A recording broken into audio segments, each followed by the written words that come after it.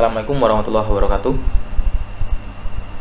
Perkenalkan, nama saya Abdul Wahab Tulungi dengan nomor NPM 202245500077. Jadi pada video kali ini saya akan mempresentasikan tugas besar saya dari mata kuliah struktur bangunan bertingkat sedang.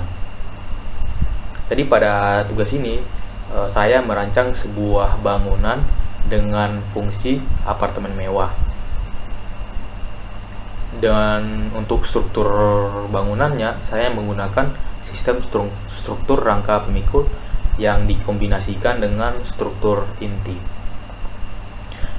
Jadi kita tahu bahwasanya struktur merupakan bagian yang sangat penting dari sebuah bangunan, karena struktur ini memiliki fungsi sebagai penopang beban serta menjaga kestabilan. Nah, dari kedua itu sehingga bisa menjamin keamanan serta keselamatan bagi pengguna bangunan tersebut. Nah, oleh karena itu melalui presentasi kali ini diharapkan kita dapat memahami konsep dasar khususnya dari sistem struktur rangka pemikul dan sistem struktur inti ini. Nah, serta kita juga bisa mengetahui bagaimana sih cara kerja dan penerapannya pada sebuah bangunan. Baik, tanpa berlama-lama lagi kita langsung ke penjelasannya saja. Baik, tanpa membuang-buang waktu kita langsung ke penjelasannya.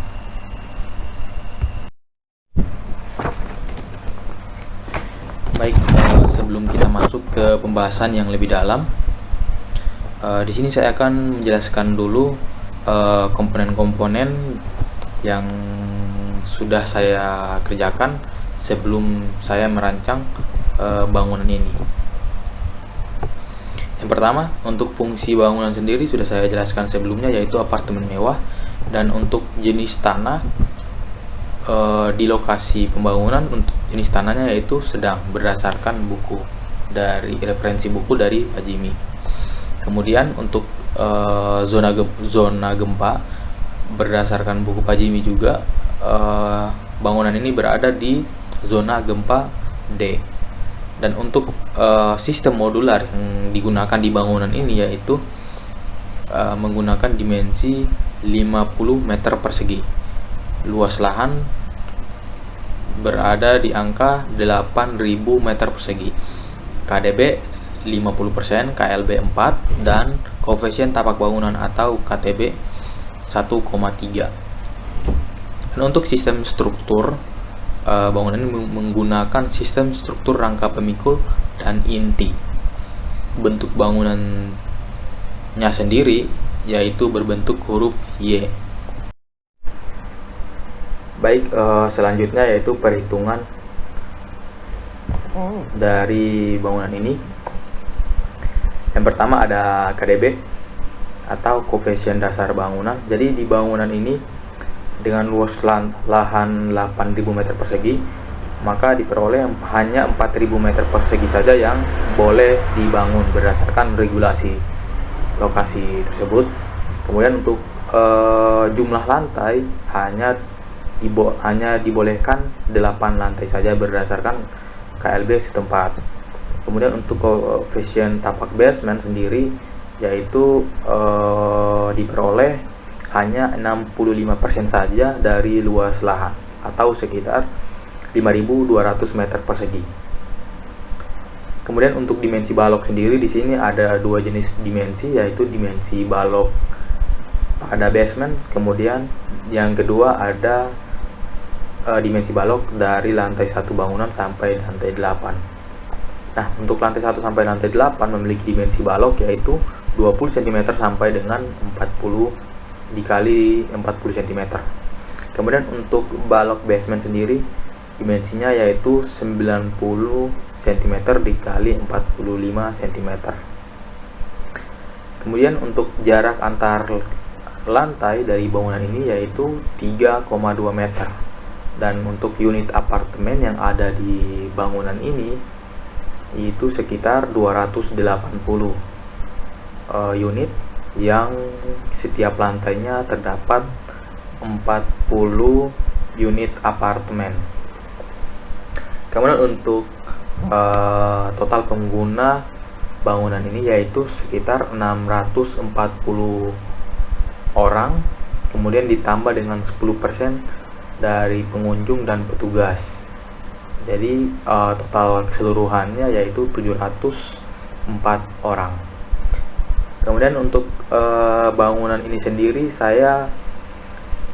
untuk jarak kolomnya saya menggunakan 5 meter. Jadi untuk dimensi core saya gunakan yaitu 600 meter persegi. Yang 600 persegi ini saya bagi dua, yaitu ada dua core, yaitu core 1 dan core 2. Untuk core 1 sendiri memiliki dimensi 340 meter persegi, dan untuk core 2 memiliki dimensi 260 meter persegi. Dan kemudian untuk dimensi kolom pada bangunan ini dibagi dua juga.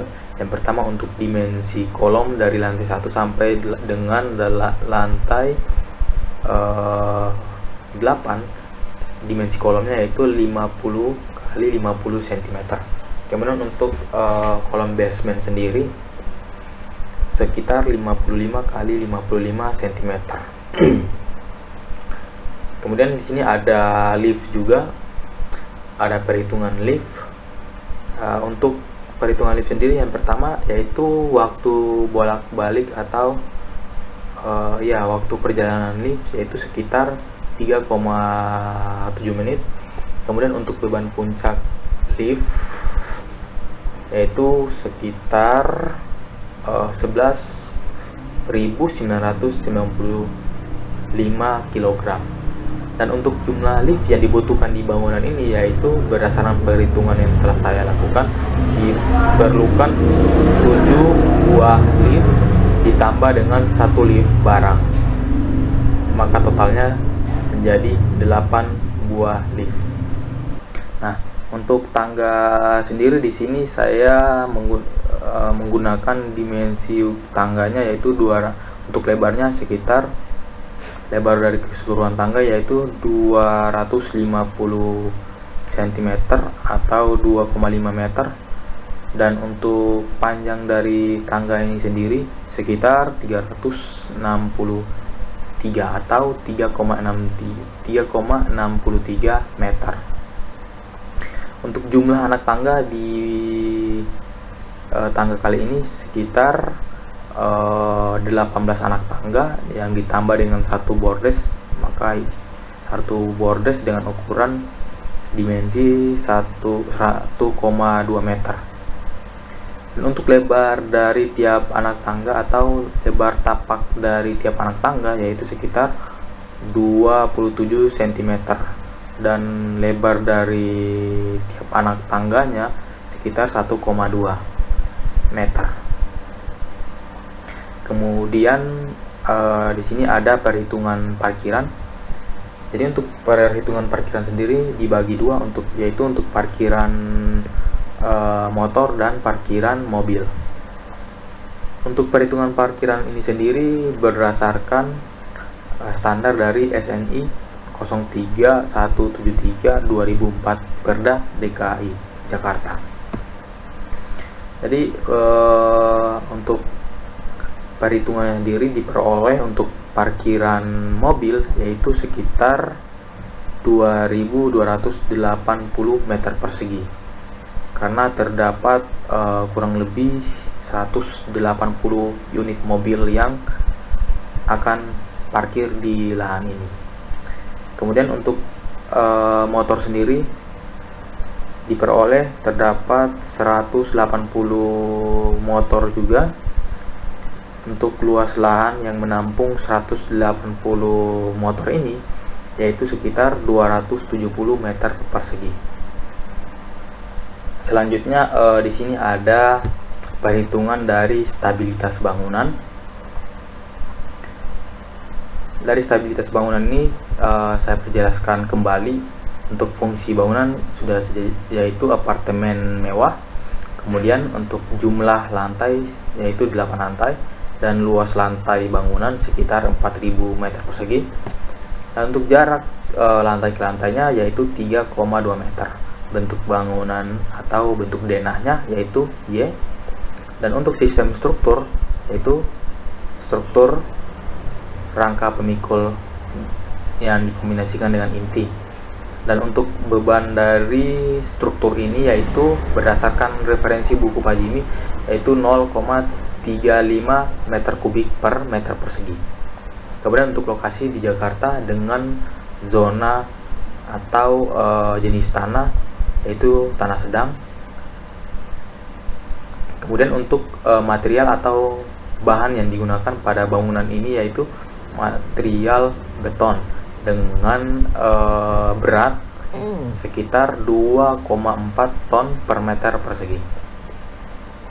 Dan ini juga terdapat perhitungan yang telah saya kerjakan, yang intinya dari perhitungan ini yaitu mencari apakah bangunan ini mampu nggak bertahan dari beban horizontal seperti gempa dan angin. Nah, dan hasil dari perhitungan ini diperoleh bahwasanya Mg dibagi Me menghasil lebih besar dari 1,5. Jadi di sini saya memperoleh 10,9 yang artinya lebih besar dari nilai 1,5, yang artinya bangunan ini cukup stabil ketika terkena beban gempa, yang artinya bangunan ini sudah bisa dibangun di lahan tersebut. Baik, selanjutnya di sini saya akan menjelaskan pembahasan mengenai struktur rangka pemikul dan inti ini. Jadi kita tahu bahwasanya sistem struktur itu merupakan sebuah bagian dari sebuah bangunan yang memiliki peran yang sangat penting dalam menjamin kekuatan, kestabilan, dan keselamatan dari bangunan tersebut, sehingga memerlukan perhitungan yang matang dalam perancangannya.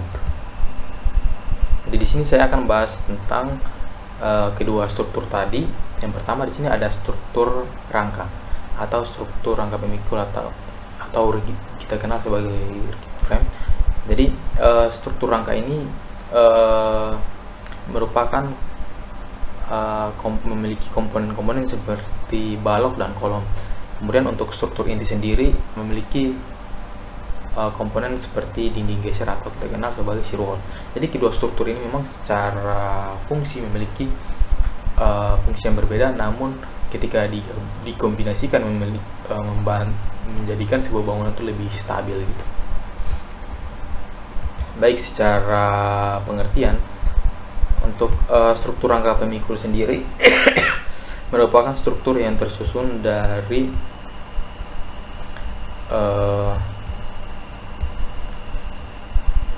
kolom dan balok yang terhubung secara monolit.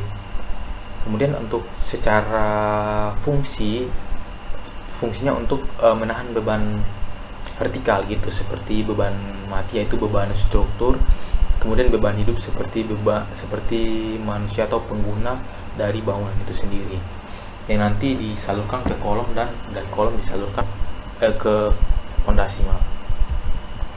Kemudian untuk elemen penyusun sendiri dari struktur rangka pemikul ini yaitu pertama ada kolom, kemudian kolom yang sebagai struktur vertikal, kemudian untuk ada balok sebagai struktur atau elemen lentur horizontal, kemudian ada plat lantai yang berfungsi sebagai penerima beban dan mendistribusikannya ke balok, dan dari balok disalurkan ke kolom. Dan untuk karakteristiknya sendiri bersifat fleksibel terhadap gaya horizontal dan efisien untuk struktur ini efisien untuk pengaturan ruangan gitu. Kemudian untuk kelebihan dari struktur ini sendiri yaitu fleksibilitas terhadap tata ruang tinggi kan. Kurangan dari struktur ini mungkin yaitu dia lemah terhadap beban atau gaya horizontal seperti gempa dan angin. Kemudian di sini ada struktur core. struktur yang memiliki kekuatan tinggi, biasanya berupa dinding beton bertulang yang membentuk satu kesatuan di inti bangunannya gitu. Kemudian untuk fungsi dari struktur inti sendiri, yaitu dia fungsinya untuk menahan beban lateral atau beban horizontal seperti angin dan juga gempa.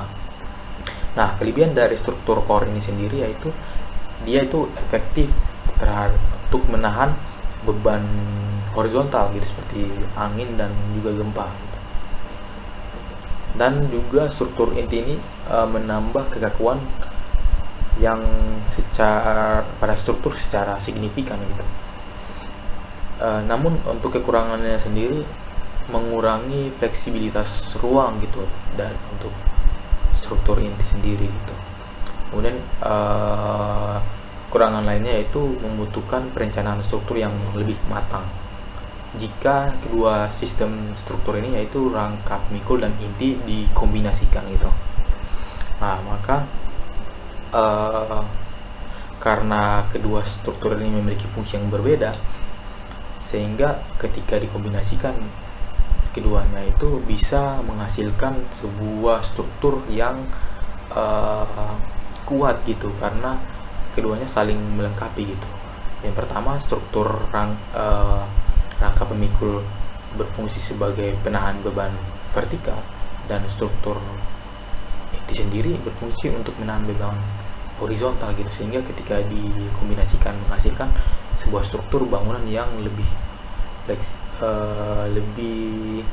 kaku dan kuat gitu. Mekanisme alur pembebanannya yaitu jadi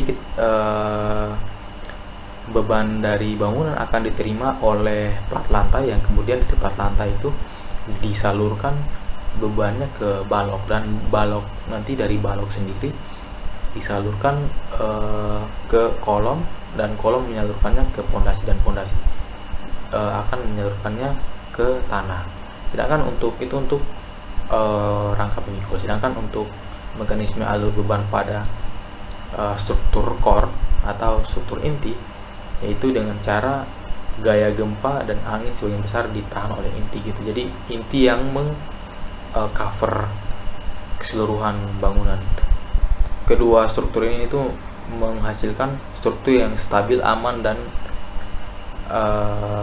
bagi bangunan bertingkat, baik itu menengah ataupun tinggi. Selanjutnya di sini ada denah tributari dari bangunan ini.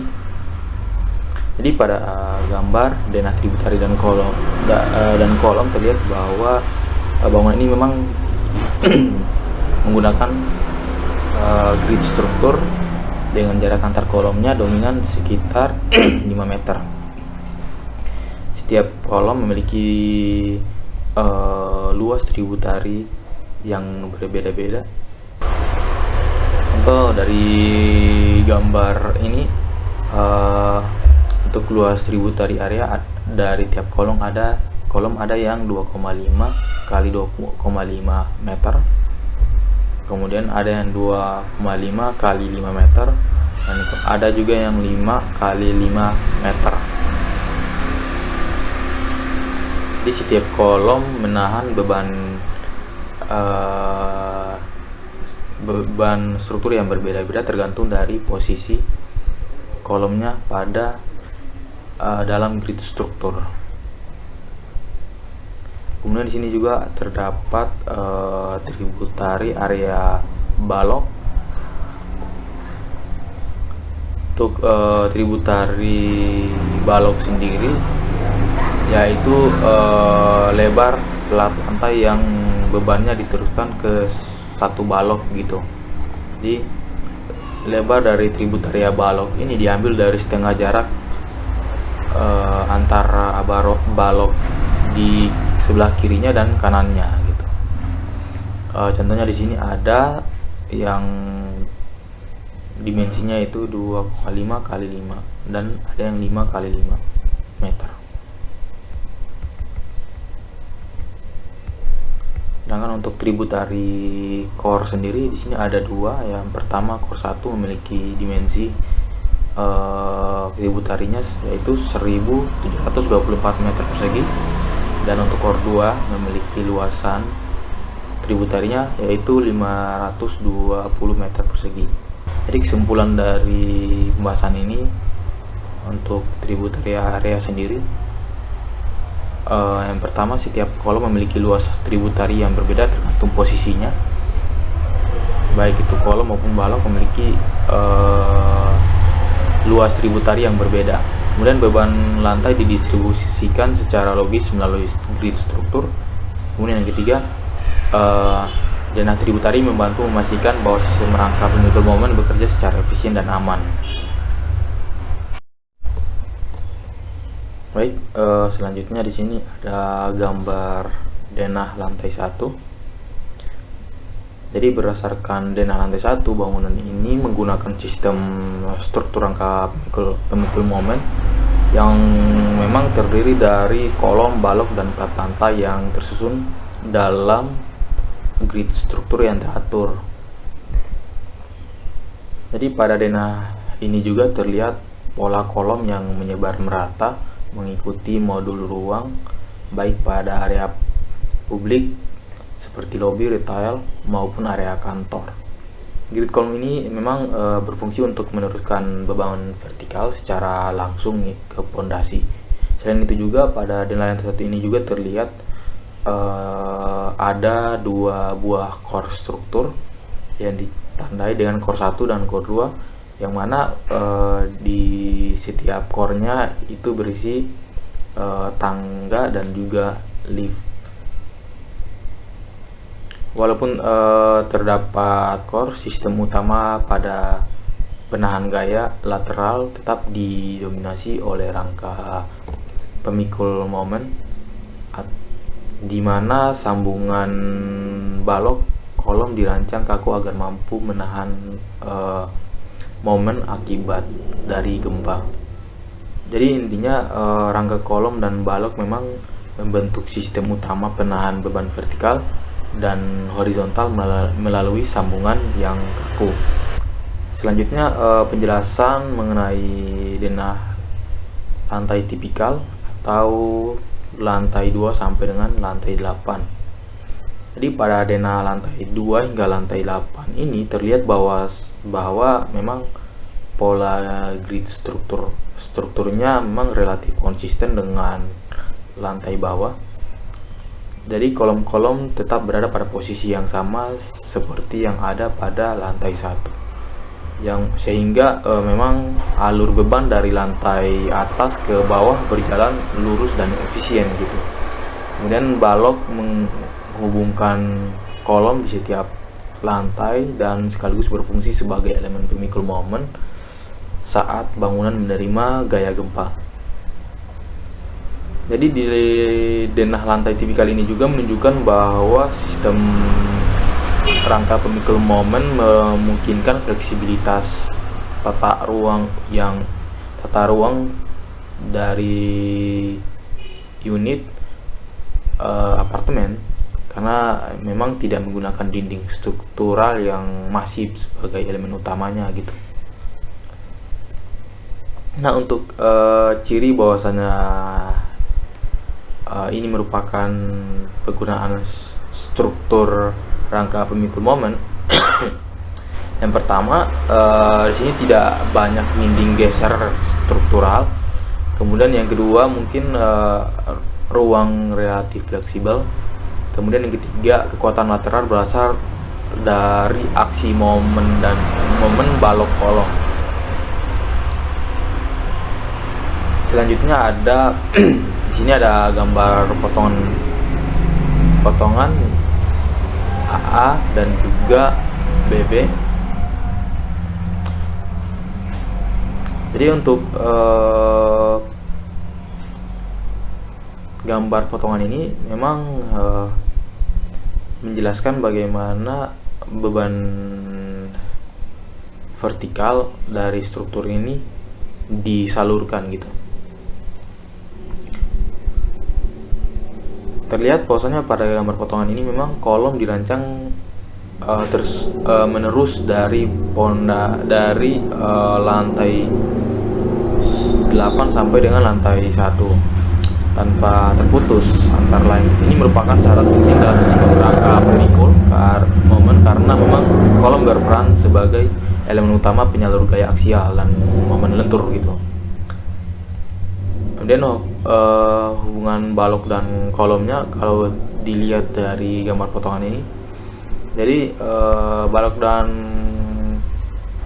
balok pada setiap lantai terhubung langsung ke kolom gitu, membentuk join balok kolom yang lebih kaku gitu. Pada sistem struktur rangka pemikul ini, sambungan ini dirancang untuk menahan momen, bukan sekedar gaya tekan atau tarik. Jadi pada saat terjadi gempa, gaya lateral menyebabkan rangka mengalami deformasi nih, dan momen lentur akan terjadi pada balok dan kolom, bukan pada elemen struktural. Jadi memang pada sistem rangka pemikul momen, mekanisme penahan gempa bekerja melalui deformasi lentur pada rangka. Nah, untuk alur beban vertikal dari bangunan ini sendiri, yaitu beban dari aktivitas penghuni berasal dari beban aktivitas penghuni dan berat bangunan yang diterima oleh plat lantai, kemudian memang diteruskan ke balok, selanjutnya diteruskan ke kolom, dan dari kolom disalurkan ke pondasi. Jadi alur ini terlihat jelas pada potongan bangunan, menunjukkan bahwa sistem rangka bekerja secara hierarkis dan terkontrol. Cara kerja sistem struktur rangka pemikul pada bangunan ini yaitu ketika terjadi beban vertikal, maka plat lantai untuk beban vertikalnya sendiri, plat lantai akan mendistribusikan beban ke balok, dan kemudian balok menyalurkannya ke kolom, dan kolom meneruskannya ke pondasi. Sedangkan pada saat terjadi beban horizontal atau gaya horizontal, maka bangunan otomatis kan terdorong ke samping. Nah, sambungan balok kolom menahan momen lentur. Kemudian energi gempa diredam melalui ductilitas rangka gitu. Jadi kesimpulan dari presentasi ini yaitu berdasarkan gambar-gambar denah dan potongan di atas dapat disimpulkan bahwa bangunan ini memang menggunakan sistem struktur rangka pemikul momen dengan kelompok balok sebagai elemen utama penahan beban vertikal dan horizontal. Sistem ini juga memang memungkinkan fleksibilitas ruang, keteraturan struktur, serta kemampuan bangunan dalam merespon gaya gempa melalui mekanisme momen lentur pada rangka. Baik, selanjutnya di sini ada denah basement 1. Dimana untuk basement sendiri ini kurang lebih sama penataan dari core-nya, dan core 1 dan core 2-nya. Cuma di sini ada sedikit perbedaan mungkin dari segi jarak antar kolomnya. Di sini digunakan jarak antar kolom yaitu sekitar 11 meter dengan tujuan agar sirkulasi di ruang basement ini lebih optimal, karena akan digunakan untuk kendaraan serta alur kendaraan gitu. Yang tentunya di sini dimensi dari kolom dan juga balok pada basement ini ukurannya menjadi lebih besar, dimensinya menjadi lebih besar karena jarak dari antar kolomnya itu sendiri yang cukup jauh gitu. Nah, dan untuk kolomnya sendiri yaitu dimensinya sekitar 55 cm, dan untuk baloknya dimensinya itu sekitar 45 dikali 90 cm, sehingga memiliki dimensi yang cukup besar gitu.